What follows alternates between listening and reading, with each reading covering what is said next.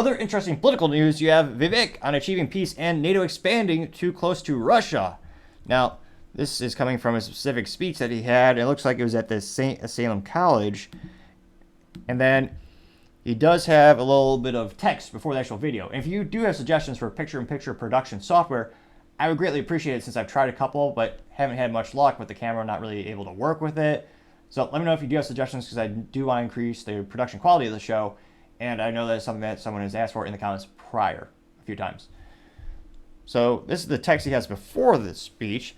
And he says, quote, "Stop marching us to the brink of nuclear war. My plan is to achieve peace in Ukraine and end the China-Russia military alliance. It is the mirror image of President Nixon's diplomatic maneuver that distanced China from the USSR in 1972. Putin is our new Mao. For all the handwriting about the 1994 Budapest Memorandum, on which the U.S. has more than fulfilled its commitments, the neocon democratic establishment is shockingly silent on James Baker's famous 1990 not 1 inch commitment to Gorbachev that NATO would never extend east of Germany," unquote. And without further ado, play the video. You've got Putin saying that Xi Jinping and them meeting 42 times, they're best friends. The idea that China is dependent on There's Putin. cracks in the armor. China is dependent on Putin for energy, and the idea that appeasing Putin by giving him some Ukraine is going to get him out of the China alliance and go to the United States is just not realistic. So here's where I think it does take an outsider to bring some sanity to our foreign policy, where it's been missing for a very long time. Here's how we're actually paving the way for China to go after Taiwan. Think about this. Put yourself in Xi Jinping's shoes. Right now, Russia and China are in a military alliance with one another.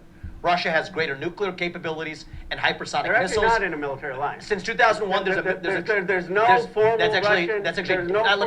Let me finish, and because this is an issue I happen to know a lot about. They're running joint military exercises across right off the coast of Alaska. A 2001 treaty of good neighborliness and cooperation. They're treaty bound in a 2001 treaty and a 2022 strategic no limits partnership running joint military exercises today. So now back to the point. Xi Jinping's bet right now is that the U.S. won't want to go to war with two allied nuclear superpowers at the same time. But if we get Russia out of its alliance with China, we have eliminated the single greatest threat to the U.S., that's the Russia-China alliance, and Xi Jinping will have to think twice before he goes after Taiwan. So my view is that we can use the end of the Ukraine war as a chance to do what we should have done long ago, pull Russia apart from China, say that NATO will never admit Ukraine to NATO. That is a commitment that we made back in 1990. James Baker made that to Gorbachev, that NATO would not expand 1 inch past East Germany. We haven't kept that commitment. Keep and honor that commitment, but require in return that Russia and China split up. There are kinks in their armor, and I can talk about what they are. Russia sending weapons to India, to Vietnam, not allowing China to finish a railroad. There are kinks in that armor. Now is our moment to pull it apart, but it's not going to come from somebody in the establishment of either party. It's going to take an outsider to get that deal done, as I will. So it'll be interesting to see. People brought up that point a lot, and a lot of people are suspecting that's one of the reasons Russia is so irate with the situation is that NATO is continuing to expand more and more and more, when part of the negotiation, the promise was that they wouldn't. And my 3 cents on the issue, or my situation, granted, it should be 2 cents, but 40-year hyperinflation, really, I really should charge 4 cents, but my 3 cents, granted, still free to click the subscribe button. Part of the point of contention with Russia is if Ukraine is admitted into NATO, then they literally have NATO literally on their back door. So there's no quote-unquote buffer, which prior, strategically speaking, they had.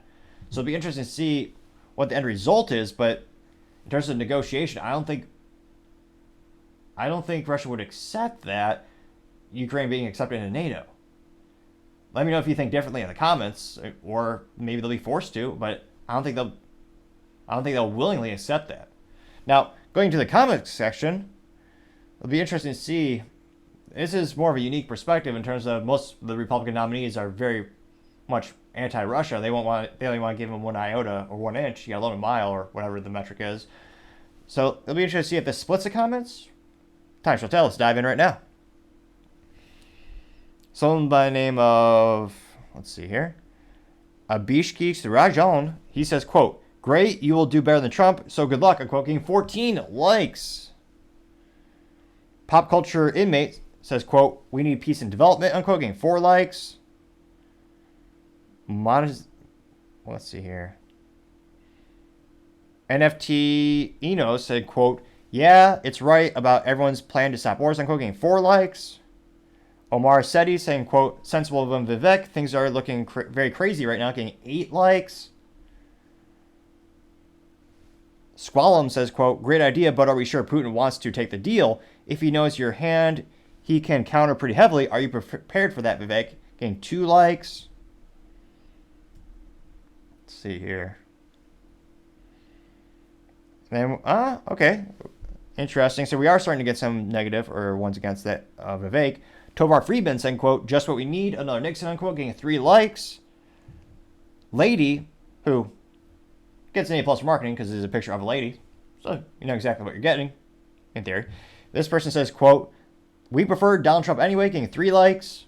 Oscar D saying, quote, Vivek for president, getting 19 likes. One of the most popular ones. Someone by the name of Social Truth has a GIF, or as the youth might call it, a GIF, where you have Donald Trump holding up a folder, but the folder is photoshopped to say, monger that fear, and it gets 4 likes. Now, I don't know how much truth there is to that GIF or GIF, because if you wanted to use fear as a tactic to increase your voting, wouldn't you try to increase the emotional rhetoric saying, you know, all hell is going to break loose unless we ramp up the war exponentially? Or, I didn't hear anything too bombastic or hear anything that Vivek said that would seem to trigger an emotional response or try to use fear as a tactic to gain votes. Let me know in the comments if you think I missed it.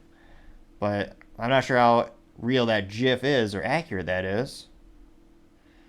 Let's see here. Tiger, who I don't want to say he gets that for marketing. It might be his real name. He gets a C. He gets a C for marketing. The profile picture is just of a gentleman with a beard. It is neither a tiger that you see at the zoo or not even Tony the Tiger, who is the character who sells you high fructose corn syrup putting on corn flakes on the cereal box.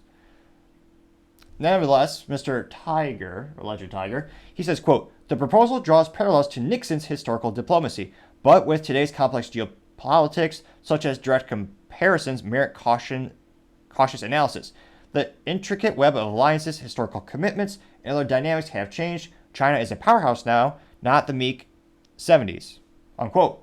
Person got 8 likes. Let's see here. Jonathan Drager says, quote, I do not want to die in a war with Russia, so please post your bench. Unquote, getting 9 likes. Let's see here.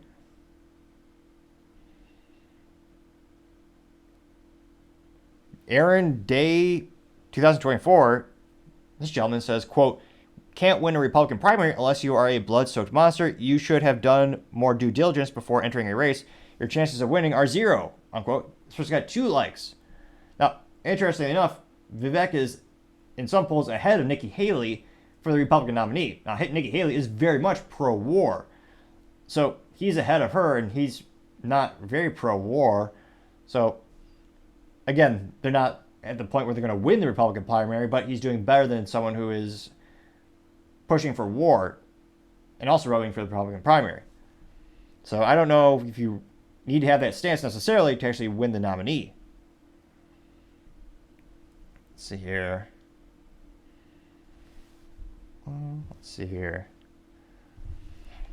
Dana B says, quote, a referendum on the Act of Declaration of Independence was held in the Ukraine on 1st December 1991, an overwhelming majority of 92.3% of voters approved the Declaration of Independence.